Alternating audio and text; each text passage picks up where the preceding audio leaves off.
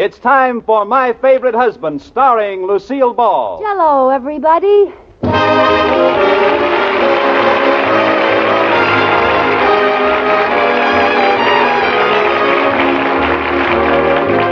Yes, it's the new Gay Family series starring Lucille Ball with Richard Denning. Brought to you by the Jell-O family of desserts. J-E-L-L. Oh, the big red letters stand for the Jell-O family. Oh, the big red letters stand for the Jell-O family. That's Jell-O. Yum, yum, yum. Jell-O puddings. Yum, yum, yum. Jell-O tapioca puddings. Yes, sirree. And now Lucille Ball with Richard Denning as Liz and George Cooper. Two people who live together and like it.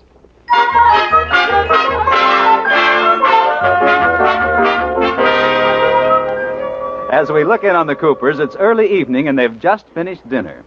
You haven't made any plans for tonight, have you, Liz? No, why? How would you like to go for a little ride? Go for a ride? What for? We're married. Well, I thought you might like to go for a ride in a brand new 1950 automobile. Brand new 90... Oh, George, you darling. You don't mean that Yes, I do. Oh. The Atterburys got their new car today. And they're coming over to take us for a ride. Oh, Keen. I thought you meant you finally broke down and bought a new car. Oh, no chance. You know we can't afford it. But, George, I don't see why we now can't... don't start in, Liz. We have a perfectly good car. Gets us where we want to go. Yes, but it needs fixing. The isinglass curtains are all shot. We need new wicks in the headlamps. Never mind, Liz. We're keeping that car. Well, all right, if you want a wife with one leg bigger than the other. What are you talking about? The battery's always going dead. Well, what of it? Well, how do you think I started? I have to open the door, put one foot on the running board, and push it like a scooter. Now, Liz. I got a right leg like Betty Grable and a left leg like Gorgeous George. Now, stop it. You're just being ridiculous. Your leg is nothing like Betty Grable's.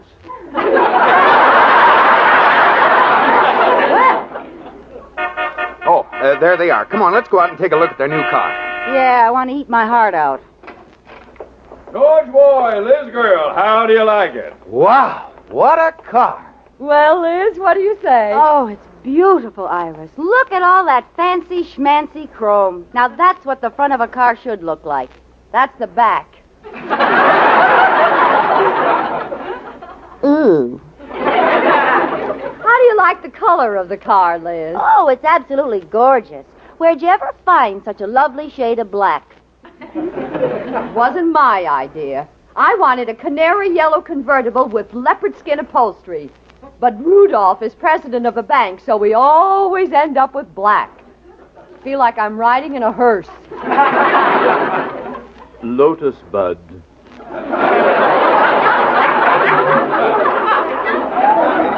It's true, Liz. One day we accidentally cut through a funeral and half the cars followed us home.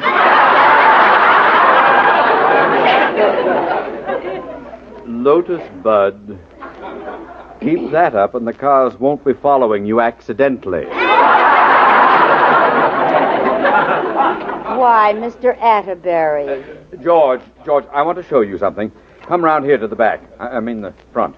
There's a bumper that guards the guard, that guards the bumper, that guards the grill guard, that guards the grill. You don't get to the motor for 3 feet. Iris, have you asked him yet? No, girl.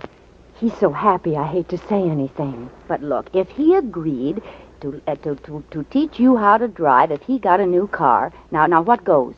Well, you know, he promised me a fur coat instead, but I think that was a campaign promise to get my vote. Well, let me bring up the subject. Maybe he won't want to refuse in front of George and me. Gee, Mr. Atterbury, that really is something. Oh, Liz, you ought to see that grill. It's a honey. Yes, dear. Oh, Iris. Yes, Liz? I suppose now that you've got a new car, you'll be learning how to drive. Oh, yes. Rudolph promised he'd teach me. Didn't you, Rudolph? Rudolph, did you hear me? Are you going to teach me to drive? Yes and no. What do you mean, yes and no? Yes, I heard you, and no, I'm not going to teach you to drive. Well, I just don't think you're being fair, Mr. Atterbury. George taught me to drive 3 years ago. Yes, and I just stopped shaking this morning. Well, you're a big help. Look, it's no use. My mind is made up. But, Rudolph, Listen, you... Iris, listen. In my day, I've done many things that I'm not proud of. I've attached salaries and repossessed cars and foreclosed on mortgages. But I couldn't stand to have it on my conscience that I put another woman driver on the streets. Why, you pompous tub of lard. Pompous? Oh, never mind, Iris. He's not the only teacher in the world. I know a wonderful driver who'll be glad to teach you how to drive. You do? Who is it? Me. Oh, no. Liz, are you out of your mind? Certainly not. I can teach Iris. In a few weeks, you'll be driving just the way I do. Yeah. What a frightening thought. Don't worry, Iris. We'll show him. Liz, What? I absolutely forbid you to teach Iris to drive. Is that clear? Is that clear? Yes, George. And Iris, I absolutely forbid you to let Liz teach you to drive. Understand? Yes, Rudolph. George. Rudolph! No! You know, Iris, I think they mean it.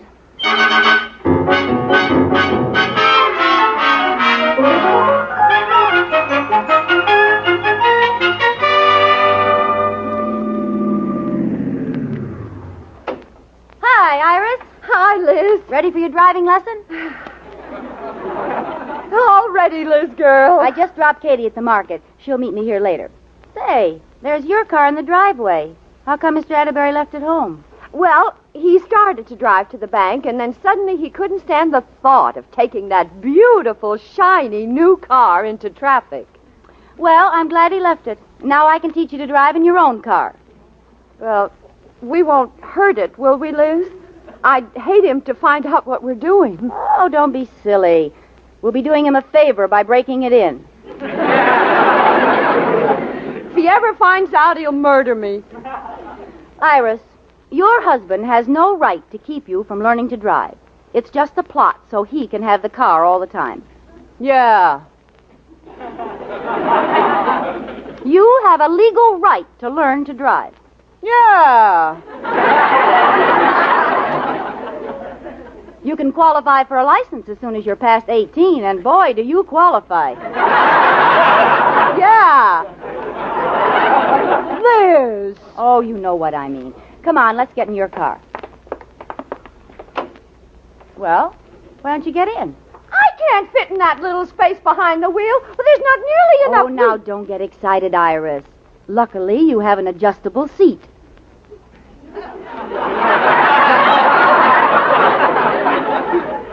I have? No, the car. Oh. There, now get in. That's better. Uh-oh. What's the matter? With the seat back, your feet don't reach the pedals. How do you like that husband of mine? He deliberately bought the wrong size car for me. Iris, cars don't come in sizes. People do. Now, we'll just slip the seat forward a little. There. Yeah. Now, I'll explain the whole thing to you. Those two pedals under your feet are the clutch and the brake. Which is which? Well, the one on the... No, the one on the... Well, it's easier to tell when the car's moving.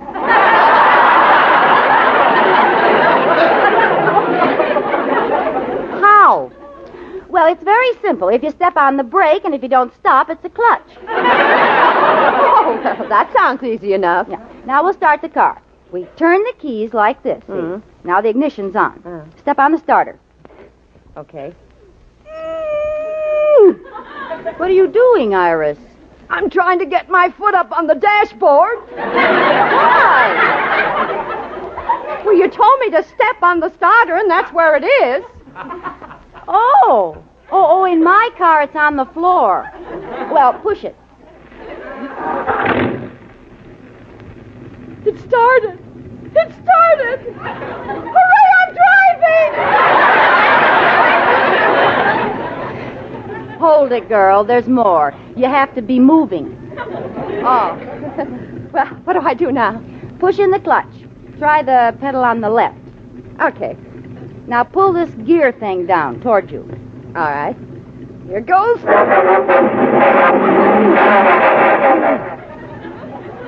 Perfect. Gee, that's even better than I do. Now here we go. Let the clutch out very slowly and smoothly. All right.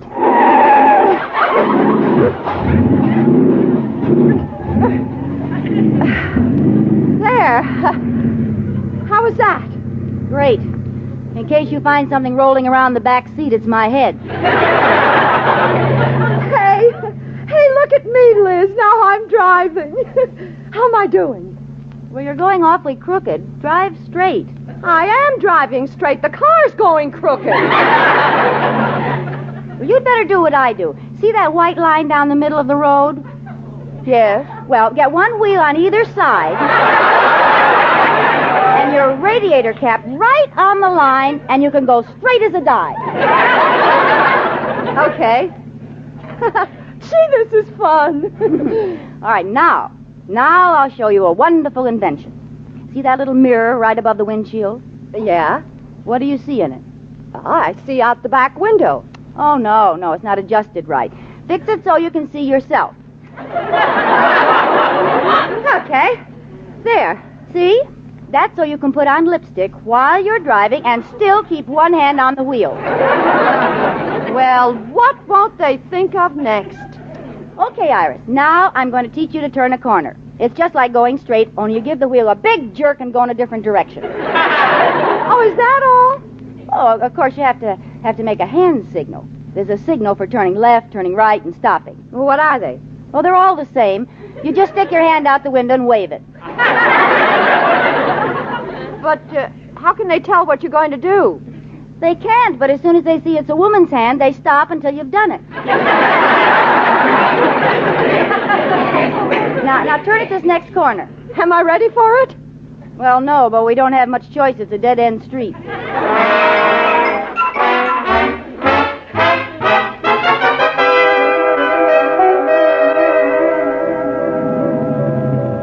There we are. Nice work, Iris.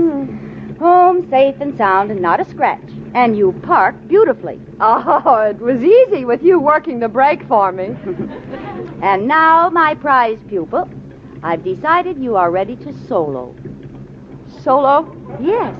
I'm going to get out, and you're going to drive around the block alone. I can't. Of course you can. Katie's waiting for me in my car. I'll stay here with her, and you go around the block and pull up and park in back of us. Well, okay, if you say so. Wish me luck. Good luck. Chin up.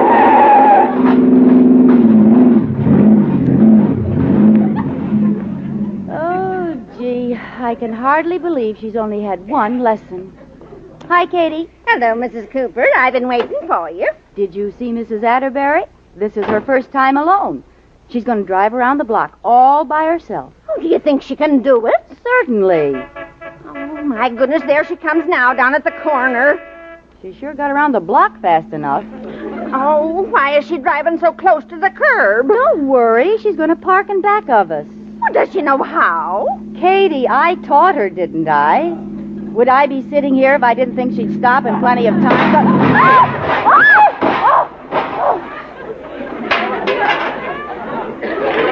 What's the matter with her? Oh, she's getting out. Here she comes. Why didn't you put your hand out? What? We were standing still. You ran into us. Oh, that's right.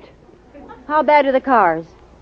I'm afraid to look. Oh, now don't cry, Iris. Here, let me take a look. Oh, they're not smashed too bad. How will we explain this to our husband? Well, crying isn't going to... Our husbands. Ah! I forgot about them. Ah!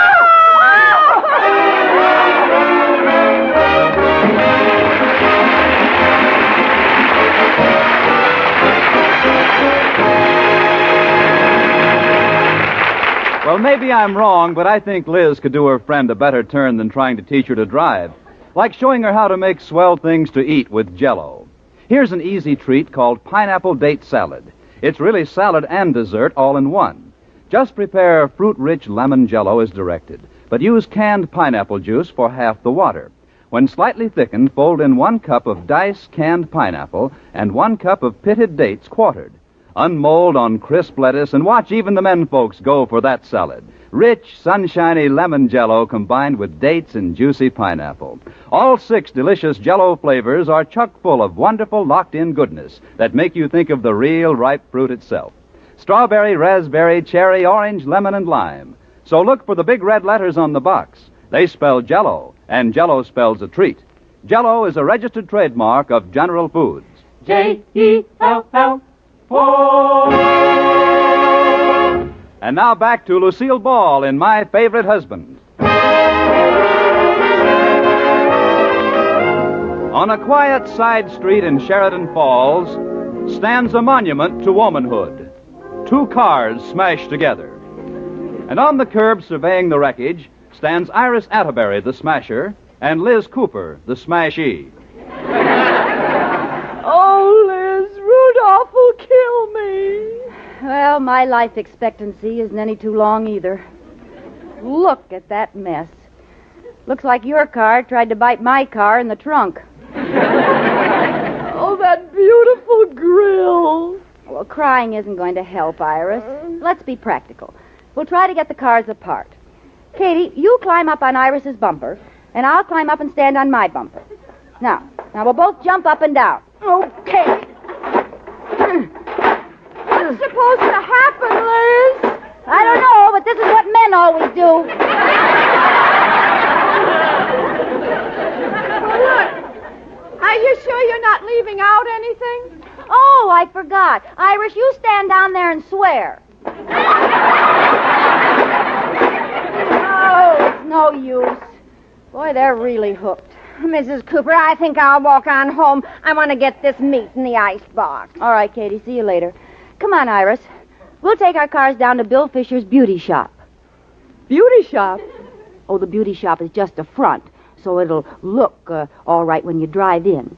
See, there's a secret garage in back. He specializes in ladies' fenders. Oh. Hey, that's good to know. Oh, he does all my work. Okay, come on, Iris. You drive with me. Well, what about my car? No, don't worry. It'll follow us. These cars are hooked together for good.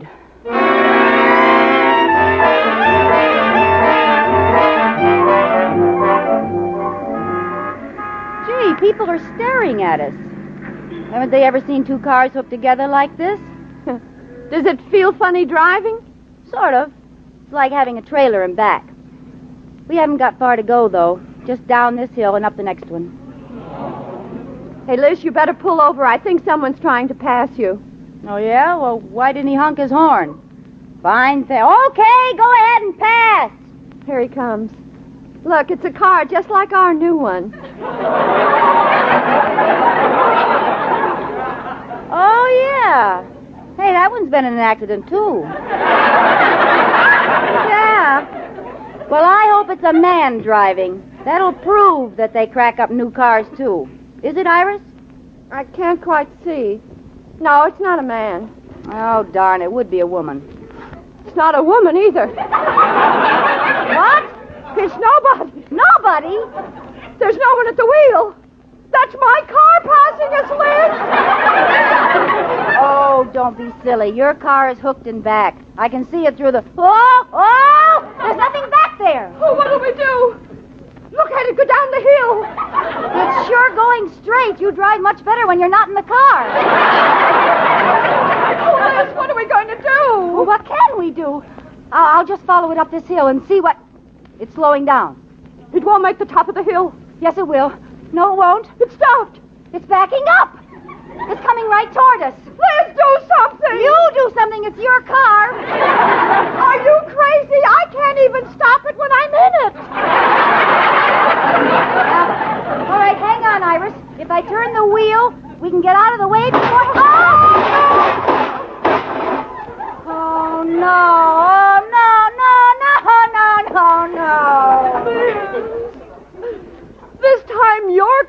smashed in front and mine smashed in back. How can we ever explain this? We can't. So we're not even going to try. What do you mean? Look, Iris, even if we told the truth, no one would believe us, so there's only one thing to do. What? As far as we're concerned, we didn't even see our cars today. What? They were stolen this morning. Get it? We have no idea where our cars are or what happened to them. What cars? That's the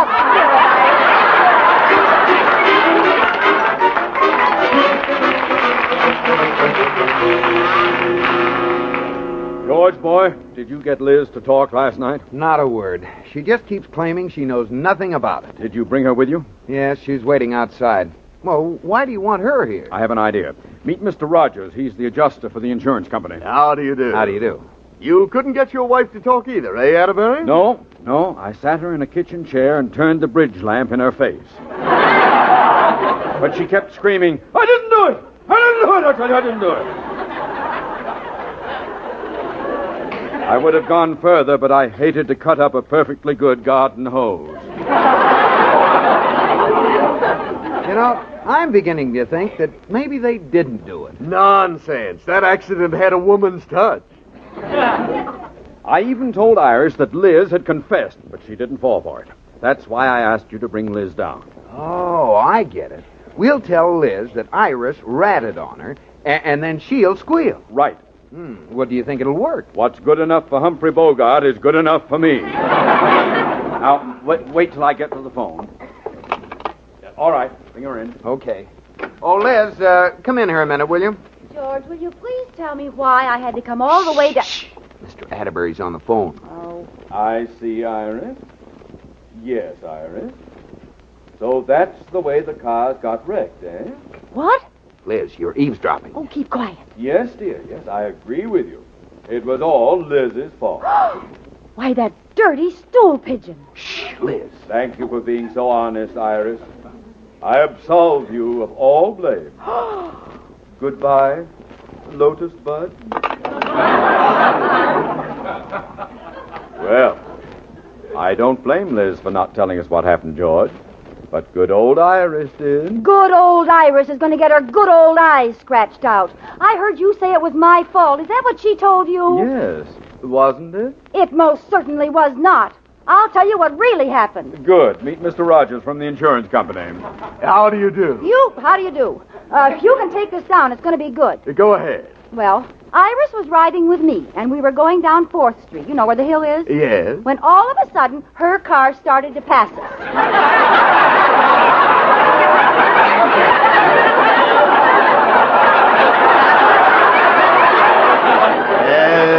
But you said Mrs. Atterbury was with you. Who was driving her car? Nobody.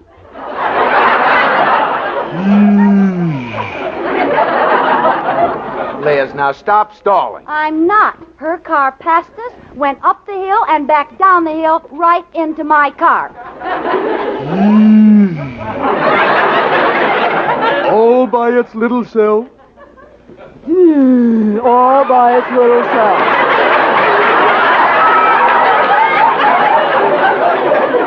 Well, that could explain how her taillights got embedded in your radiator. Now all we have to find out is how your taillights got into her radiator. It's very simple. You see, when I started to teach Iris to drive... Oh, no. Don't worry, I gave her a 2-hour lesson before I let her solo. You what? Oh, no.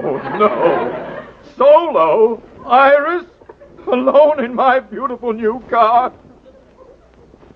I may be sick.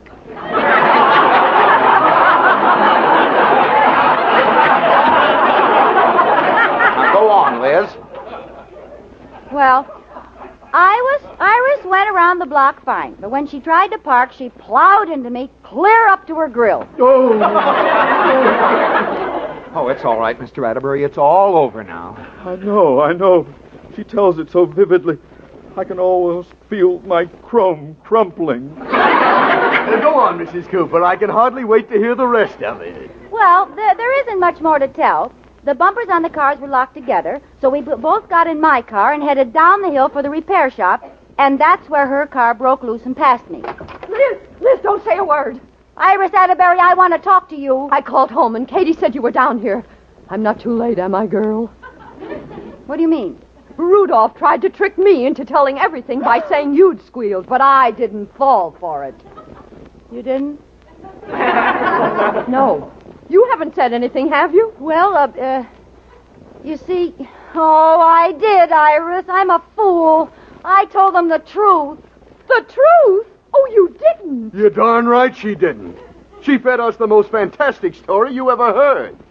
I did? Oh, yeah. Yeah, you should have heard it, Iris. It was a real whopper. Well, that's the first honest thing you've said today. Yeah. All right, now come on, Liz. Now come on and give us the real story. And see that you make it better than the other one. Better than the... Yeah. Well, that's a pretty tough order, but I'll try. You see, when I pulled up in front of Iris's house, I ran over something. And when I got out to look, I saw that it was the big toe of a tremendous giant. A giant? Yes. He was 80 feet tall and had a purple beard and 3 eyes in the middle of his forehead. He got mad when I said, "Hi, Shorty," and he picked up both our cars and started banging them together. First, he banged the front of my car against the back of Iris's. Then he banged the back of my car against the front of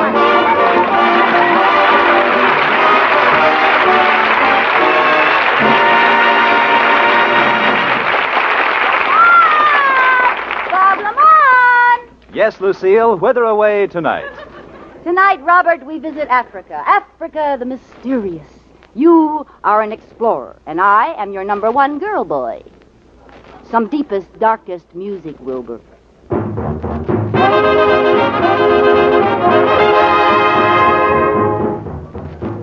Number 1 boy! Number 1 boy! Yes, Ma'am Sahib. The natives are restless tonight. Those drums, they drive me crazy. Don't they bother you? No, I laugh at them.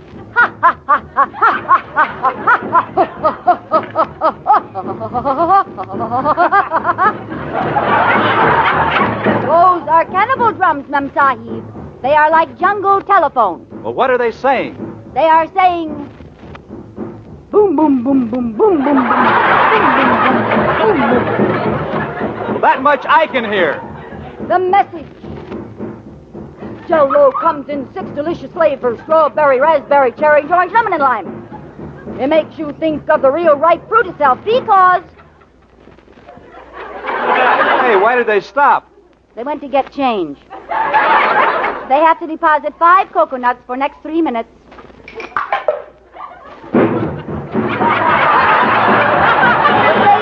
And by a special process, so it can't get out till your first delectable spoonful. Look for the big red letters on the box, hey. They spell Jell-O, and Jell-O spells a treat, hey. Now what? Cannibals sing dinner music. Listen. Oh, tonight we'll have for dinner a great big family. Oh, tonight we'll have for dinner a great big family. Explorer, yum, yum, yum. Missionary, yum, yum, yum. And the red-haired number 1 boy, yes, sirree. Yikes, that's me. Good night, Ma'am Sahib. You have been listening to My Favorite Husband, starring Lucille Ball with Richard Denning, and based on characters created by Isabel Scott Rorick. Be sure to listen to Lucille Ball in My Favorite Husband again next week, presented by Jell-O. Bob Lamont speaking. This is CBS, the Columbia Broadcasting System.